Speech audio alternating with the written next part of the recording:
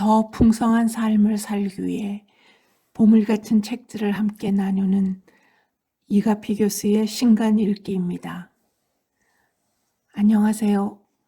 오늘 고른 신간의 제목은 삶이 던지는 질문은 언제나 같다.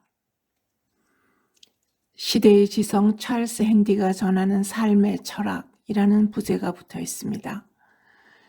찰스 핸디 지음, 강주헌 옮김, 2022년 1월 20일에 출간되었습니다. 세계적인 경영사상가이자 스스로를 사회 철학자라 칭하는 찰스 핸디는 일찍이 옥스포드 대학을 졸업하고 다국적 석유회사 쉘에 입사해서 임원을 지냈고 MIT 슬론 경영대학원 펠로우를 거쳐 런던 경영대학원의 MBA 과정을 설립하였습니다.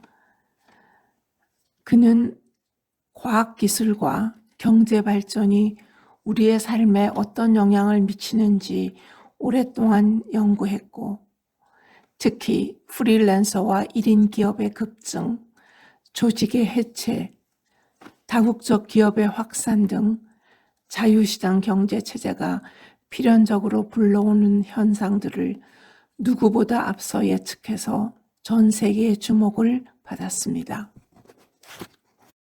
이 책은 찰스 핸디가 불확실성의 시대를 살아가야 할 자신의 손주들에게 전하는 21통의 편지를 엮은 것입니다. 그의 서문에서 발췌해보면 나는 삶에 대한 내 생각, 또 우리가 삶에서 맞닥뜨리는 공경에 대한 내 생각을 전함으로써 너희가 그대의 소중한 삶으로 하려는 것이 무엇인지 라고 묻는 메리 올리버의 질문에 나보다 더 멋지게 대답할 수 있도록 조금이나마 돕고 싶은 마음에 이 편지들을 썼다. 지금 너희는 내가 경험한 세상과 무척 다른 세상을 살고 있지만 너희가 삶에서 맞닥뜨리는 문제들은 내가 경험한 것과 크게 다르지 않으리라 생각한다. 다른 사람의 경험으로부터 배우는 게 쉽지는 않겠지만 과거의 반추에 기초한 내 생각을 읽으며 너희가 행동하기 전에 잠시 멈추고 생각하는 여유와 때로는 행동한 이후에도 숙고하는 시간을 갖길 바란다. 이 편지들에는 내가 너희 나이였을 때, 즉 내가 세상에 나가 삶과 직접 부딪히며 나만의 미래를 만들어 가기 전에 알았으면 좋았을 것들이 담겨 있다. 이 책은 21개의 편지, 제목만 읽어도 많은 것을 우리에게 전달합니다. 첫 번째 편지, 왜 우리는 아침마다 침대를 박차고 일어나야 하는가? 일하는 방식의 변화 앞에서. 두 번째 편지, 인간의 조건은 시대가 바뀌어도 변하지 않는다. 톨스토이를 읽어야 하는 이유. 세 번째 편지, 누구나 혼자 힘으로 자기 신념을 만들어야 한다. 철학자가 되어 삶을 꾸리는 법. 네 번째 편지, 내 인생을 구원하는 것은 오직 너 자신뿐이다. 아리스토텔레스의 행복론. 다섯째 편지, 어떤 것도 당연하게 여기지 마라. 불확실성의 세계에서 살아가는 법. 여섯 번째 편지, 모든 문제는 의문을 제기하지 않는 데서 시작된다. 내면의 호기심을 회복하는 법.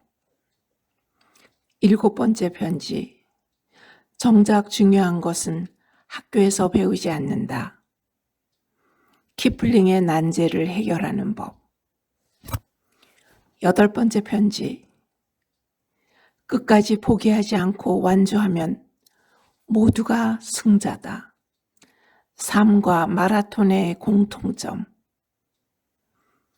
9번째 편지. 우리는 생계를 위해 일하지만 일 이상의 존재다. 자기 인생을 정의하는 법. 10번째 편지. 기계 속 부품이 되지 않는 곳에서 일하라. 인간다움을 잃지 않으려면. 11번째 편지. 인간은 관리되어야 하는 인적 자원이 아니다. 리더십이 필요한 이유.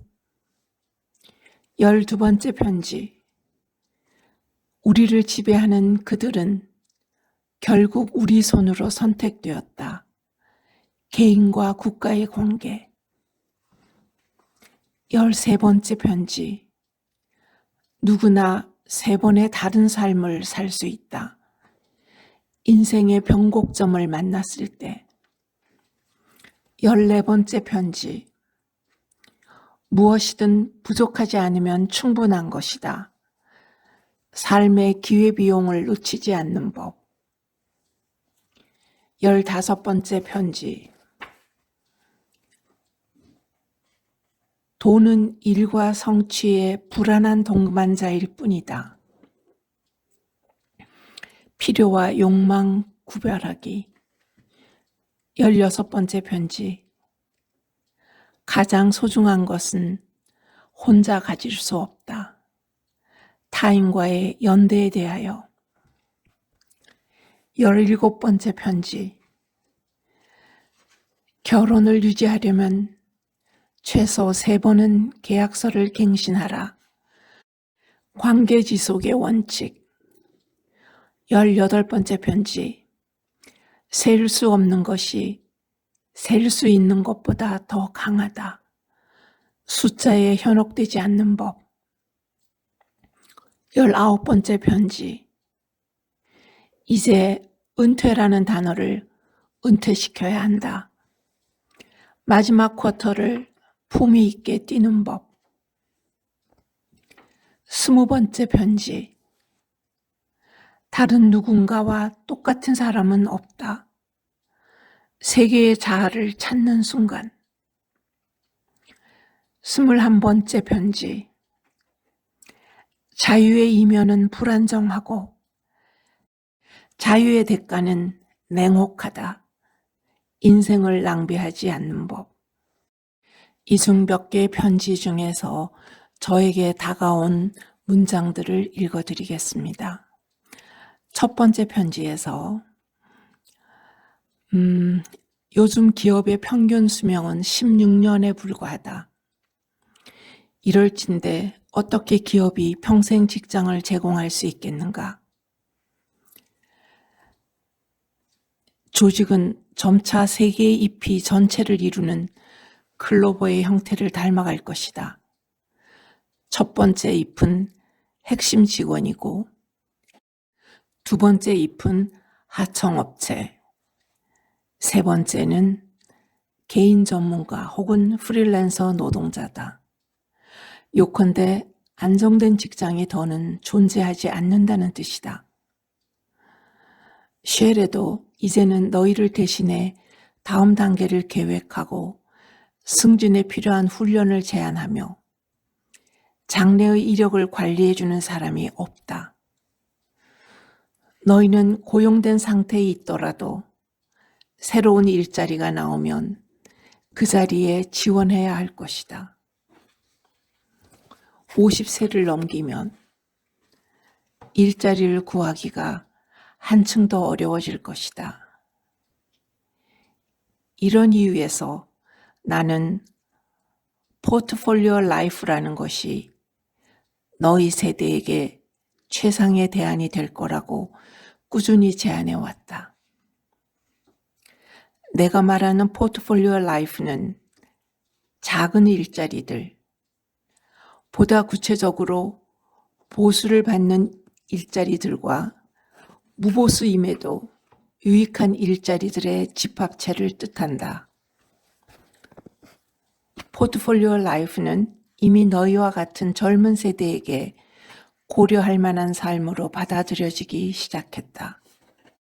모든 것이 순조로울 때 너희는 아주 오래 살 것이고 언젠가는 혼자가 되겠지만 그때도 계속 일을 하려면 포트폴리오 라이프가 해답이라는 것이다. 나는 너희가 그렇게 살기를 바란다. 다음은 13번째 편지, 누구나 3번의 다른 삶을 살 수 있다. 에서 발췌하겠습니다. 내가 보기에 삶은 옆으로 뉘어진 길쭉한 S자 곡선인 듯하다. S자 곡선에서 보이듯이 우리 삶이나 조직은 정상에 도달하면 하강하기 시작한다. 그런 것이 삶이고 어떤 것도 영원히 지속되지는 않는다고 사람들은 말한다. 맞는 말이다. 하지만 죽음을 맞기 전에 너희는 한 번 이상의 삶을 살 수 있다. 첫 번째 S자 곡선이 끝나기 전에 새로운 S자 곡선이 시작될 수 있다는 얘기다. 너희는 그렇게 할 수 있다. 성공의 끈을 계속 끌어가고 싶다면 반드시 그렇게 해야 한다. 그러나 그 새로운 곡선도 S자 곡선인 것은 똑같다. 처음에는 내려간다. 하강하는 그 곡선을 끌어올리려면 새로운 투자, 즉 새로운 학습과 실험이 필요하다. 첫 곡선이 최고조에 이르기 전에 투자가 시작되어 하강 곡선을 벗어나는 것이 가장 바람직한 현상이다. 모든 것이 내리막길로 들어섰을 때 새로운 것을 시작하기는 어렵기 때문이다. 즉, 첫 곡선의 정점에 도달하기 전에 새로운 곡선을 찾아내야 한다. 대부분의 사람은 불길한 징조를 맞닥뜨리기 전까지는 방향을 바꾸려는 의지를 끌어내지 못한다. 그러나 그제야 방향을 바꾸려면 너무 늦을 수 있다. 기력과 자원이 바닥나고 어떻게 달라지고 어떻게 방향을 바꿔야 하는지 고민할 틈도 없이 붕괴를 맞을 수 있기 때문이다. 그러므로 너희에게는 도움이 필요하다. 새로운 곡선이 필요한 지점을 파악하기는 외부인이 더 쉽다. 오직 인간만이 그 역할을 할 수 있다. 아내는 나에게 변화를 도모할 때가 되었다는 걸 2번이나 제안했었다. 그때마다 나는 반발했지만 매번 그녀의 판단이 옳았다. 새로운 곡선을 시작해 전반적인 상황을 파악하는 데 2년 이상이 걸렸지만 방향 전환은 가치가 있었다. 너희를 걱정하는 우호적인 조언자가 없다면 스스로 경계해야 할 경고 신호가 적지 않다. 첫째로는 현실에 대한 안주를 가장 경계해야 한다. 두 번째로 경계해야 하는 것은 현재의 직업과 관련되지 않은 것에 대한 호기심을 잃는 것이다. 삶은 길다. 우리에게 적어도 3번의 다른 삶을 살기에 충분한 시간이 있다. 다음으로 마지막 편지, 21번째 편지, 자유의 이면은 불안정하고 자유의 대가는 냉혹하다 라는 편지에서 보겠습니다. 너희 가치관이 우리보다 더 낫고 너희는 우리보다 덜 이기적이며 자신보다 불운한 사람에게 더 관심을 쏟을 것이라 믿는다. 또한 환경의 소중함을 인식하고 환경을 보호하려 애쓰며 우리보다 친절하고 다른 식으로 사는 사람들에게도 관대할 것이라 감히 믿는다. 우리 세대보다 훨씬 더 많은 자유가 보장된 세계에서 살고 있다. 그러나 자유의 이면은 불안정하다. 내 시대에 영국의 조직은 느슨한 편이었다. 교육 수준을 불문하고 내 또래에게는 선택지가 많았다. 당시에는 안정성이 약속된 자유가 있었다. 그러나 그런 약속은 이제 존재하지 않는다. 지금도 일자리는 존재하고 찾을 수 있지만 많은 경우에 너희가 직접 일자리를 조직해야 한다. 자유에 대한 새로운 대가인 셈이다. 내가 이 편지들에서 제시한 의견들이 너희에게 도움이 되기를 바란다. 너희 자신을 믿어라. 실수하는 걸 두려워하지 마라. 너희에게 희생을 요구하더라도 정직해라. 또 할 일이 있고 사랑할 사람이 있고 기대할 것이 있을 때 행복하다는 걸 명심해라. 이제 실질적인 조언을 해보자. 더 정확히 말하면 내가 과거에 했더라면 좋았을 것들을 조언의 형식으로 하나씩 제시해 보려 한다. 외국어를 유창하게 구사할 수 있는 수준까지 배워라. 영어를 제외하면 중국어와 스페인어가 가장 유익하겠지만 어떤 외국어든 상관없다. 둘째, 젊었을 때 악기 하나쯤은 배워두기 바란다. 음악과 수학은 세상에 둘밖에 없는 국제 언어다.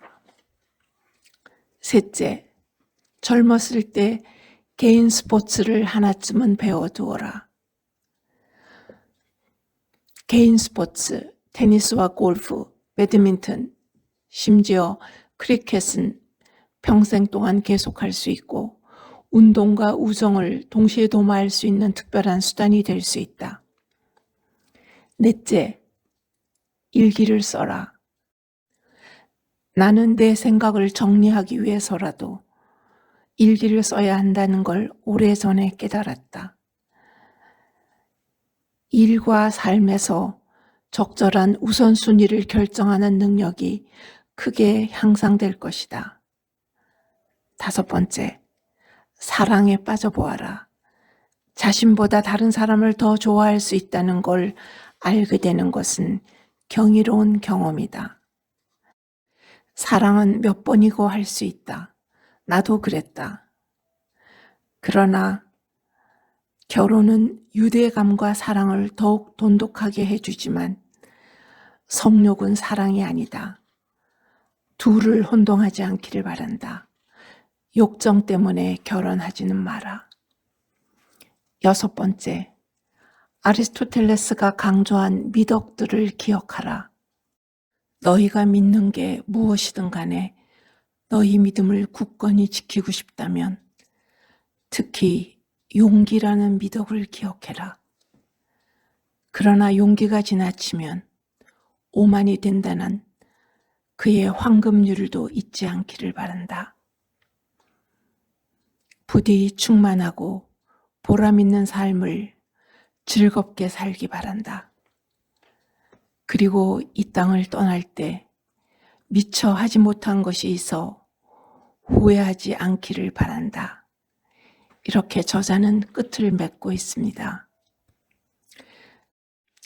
이 책에 소개된 편지들은 원래 손주를 위해 쓴 것이지만 사실은 그들 세대 전체에게로 확대한 것입니다. 또한 노년 세대에게도 우리 스스로가 손주들에게 전할 수 있는 내용이라고 생각합니다. 이 채널을 통해 저는 일주일에 신간을 2권 정도 소개하고 핵심 내용을 전달하도록 노력하겠습니다. 시간은 20분 이내로 하려고 합니다. 감사합니다. 구독과 좋아요를 눌러주세요.